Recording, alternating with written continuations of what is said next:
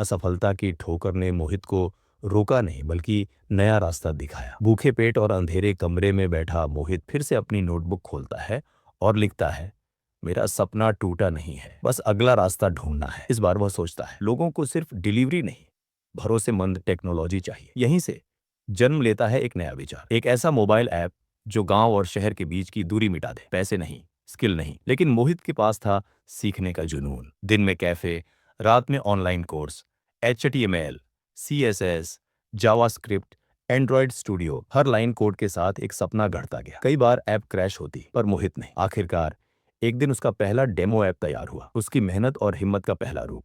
अब जरूरत थी फंडिंग की। स्कूल के दोस्तों से संपर्क किया, कई हंसे, कई चुप रहे, पर 3 दोस्त आगे आए। हम तेरे साथ हैं। छोटा ऑफिस किराए पर लिया, सर्वर खरीदा और मोहित ने दोबारा लिखा। अब उड़ान शुरू है। सच में